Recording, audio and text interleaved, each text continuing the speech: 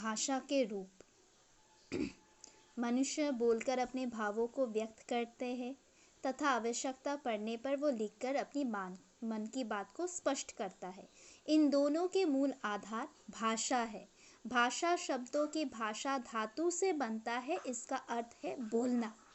मनुष्य जिन ध्वनियों को बोलकर अपनी बात कहता है उसे भाषा कहते हैं। भाषा वो साधन है जिसके द्वारा मनुष्य बोलकर, सुनकर, लिखकर, पढ़कर अपने मन के भाव या विचार को आदान प्रदान करता है। भाषा के रूप। भाषा के दो रूप हमें देखने को मिलते हैं, मौखिक और लिखित, जो यहाँ पे लिखे हुए हैं। मौखिक भाषा हम किसे कहते हैं?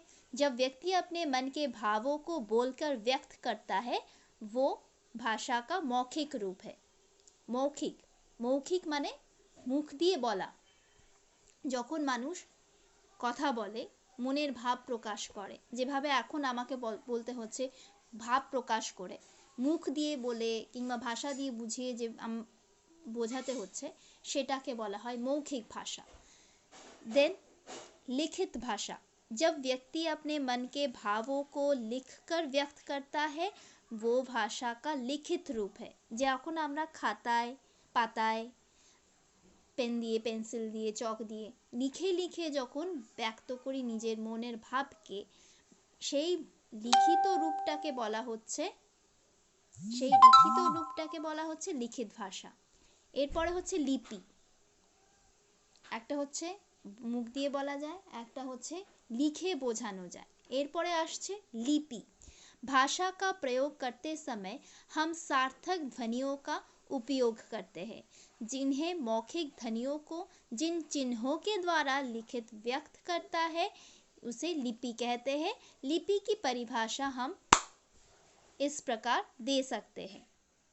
किसी की भाषा के लिखने की विधि को लिपि कहा जाता है। क्वेश्चन यदि आसे लिपि क्या है, तो लिखते हमें किसी भी भाषा को लिखने की विधि को लिपि कहा जाता है। এবার এখানে কিছু লিপি আছে। আমাদের যেমন হিন্দি ভাষাটা দেবনাগরী লিপি থেকে এসেছে, বাংলা ভাষা এসেছে বাংলা থেকে, রুসি, ইংরেজি, ফ্রেঞ্চ এগুলো হচ্ছে রুসি লিপি থেকে এসেছে, স্প্যানিশ रोमन लिपि থেকে এসেছে। এবার भारत में अनेक भाषाएं बोली जाती है, जैसे हिंदी, संस्कृत, पंजाबी, उर्दू, कश्मीरी, बंगला, उड़िया, तेलुगु, असमिया, सिंधी, गुजराती, वोड़ी, डोगरी, मैथिली, कन्नड़, सांथली, मणिपुरी, कोंकणी, सांथली, मलयालम, नेपाली, मराठी। इस प्रकार भारत में निम्नलिखित 22 भाषाओं का प्रचलित है। संस्कृत भाषा से ही हिंदी भाषा का जन्म हुआ है। 14 सितंबर 1949 को हिंदी संविधान में भारतीय राजभाषा को स्वीकार की गई है। एपर होच्छे बोली। सीमित क्षेत्रों में बोली जाने वाली भाषा के रूप को बोली कहा जाता है, अर्थात स्थानीय व्यवहार में अल्प विकसित रूप में प्रयोग होने की वाली भाषा बोली कहलाती है।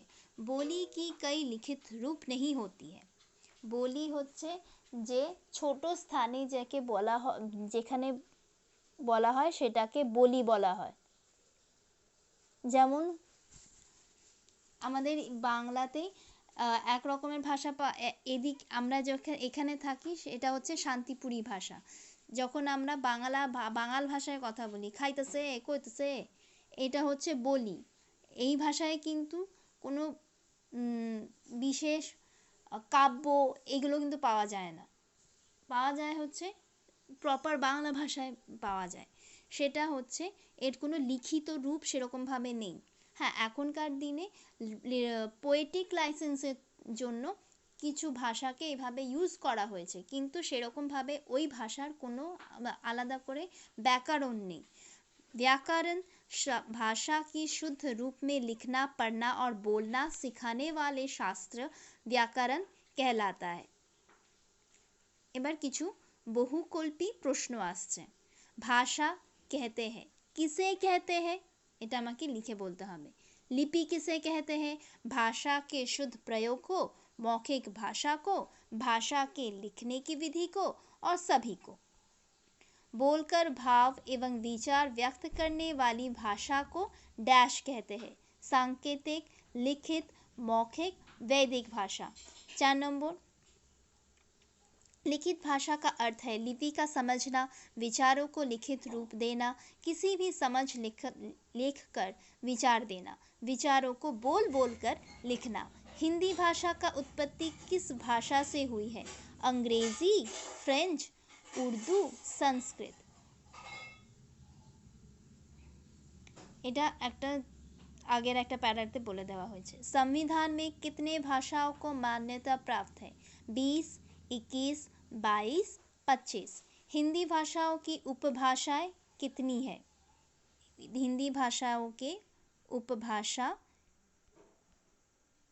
এই যে उपभाषा, पूर्वीय हिंदी, এই যে বলি, রাজস্থানী, পাহাড়ি হিন্দি, পশ্চিমী হিন্দি, বিহারি হিন্দি, এইগুলো হচ্ছে উপভাষা, এগুলো হচ্ছে বলি।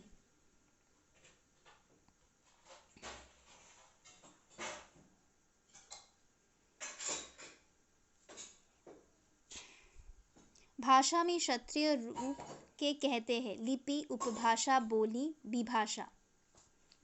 बोली হবে।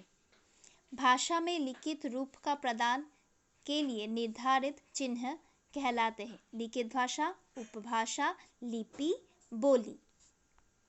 কোনটা হবে? টিক করতে হবে। भाषा के उद्गम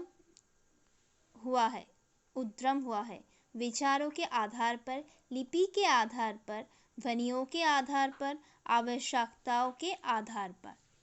and these are the answers also.